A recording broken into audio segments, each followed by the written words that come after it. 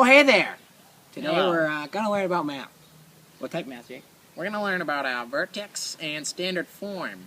You can go from vertex to standard form or standard to vertex form, and also You can using graphing. Those graphs will be used to change the graph into a vertex form, which you can then turn into standard form. I'm Kevin Hines. I'm Jake O'Rourke. And this is math class. And now, we're going to show you how to go from vertex to standard form. To go from vertex to standard form, you start with an equation set up like this, where h and k are the vertex of your graph, and then you're going to end up with an equation like this, set up in standard form, where c is the y-intercept. For example, you're going to start with an equation like this.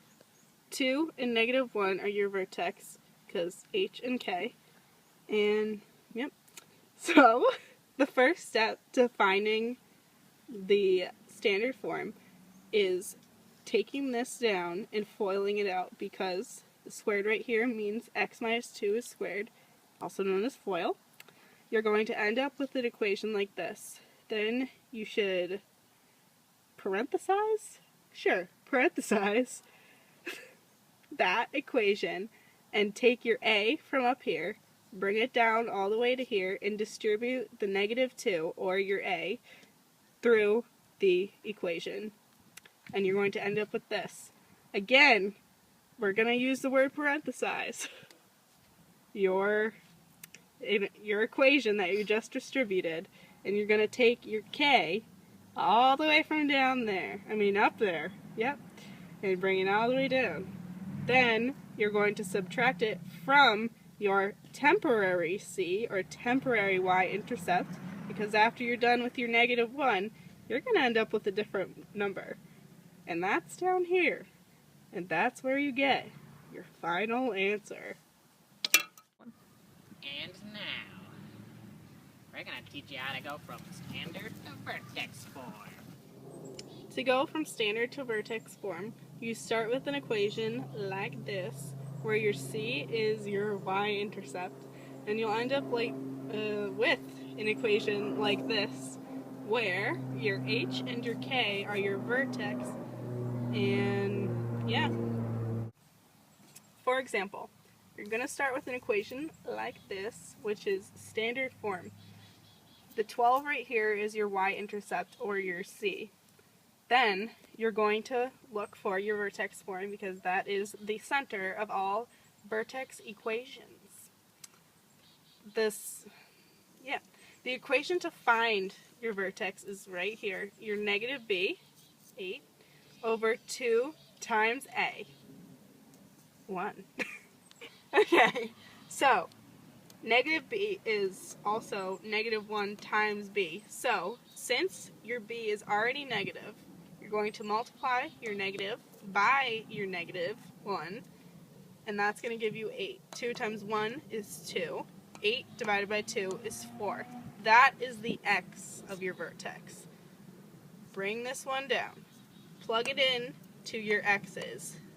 Ding and ding. Solve it out. Looky here. And then you get to your y. Your negative 4, because 16 minus 32 is negative 16, plus 12 is negative 4. And there's your y, and there's your vertex.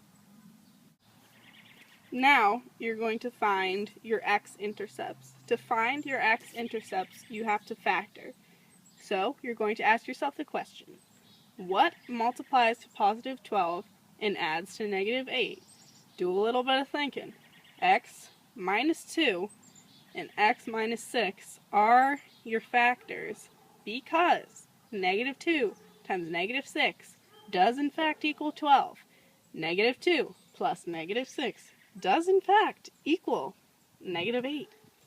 Then you're going to set both to 0. X minus 2 equals 0, x minus 6 equals 0. Add 2 to both sides, add 6 to both sides. There's your 2. There's your 6. And then you get your x-intercepts. Then let's see where you go from there. I really don't know. Dang it! That was so good. Now that you have your x-intercepts 6 and 2, they're going to go away for a second. They'll be back. You're going to take your equation again. If you remember, the -4 is your y. So you're going to plug that in. A +4 is right here. That is the other point of your vertex. There's your +4. There's your -4. Whoa, your vertex is right there. Then, you're going to plug a segment on the graph. Let's take our 2 from the x-intercepts because we know that it's on the graph because it's an x-intercept. Plug it in. Foil everything out. You're going to get 4a minus 4. Yeah. And then, you're going to add 4 to both sides. You're going to get 4 equals 4a. Divide it out. A equals 1. And then you're finally at your vertex form because you plugged it in. Now we're going to show you how to go from graphing to vertex form. Oh, I got one! So, to go from graphing to vertex form, you start with a graph like this. You got your vertex here, points here, here, here, and here. So you got the 4 points and the vertex. And then you do this. So you start with your vertex, -4, 1, your x-intercepts, 3 and 5. And here is your vertex equation, h being the x value, and k being the y value. So, when you come down here, you have to find the value for a. So you plug in your vertex into the equation, and then you plug in one of the points for x. We decided to use -3. Put that in there, and you get 0 equals a, parentheses, -3 plus 4 squared, plus 1. Then you got to FOIL the -3 plus 4. So, you kind of break it down. You get first, -3 times -3 is 9. Inner, 4 times -3, -12. Outer, -3 plus 4 equals -12. And then you get 16 from the last, which would be 4 times 4.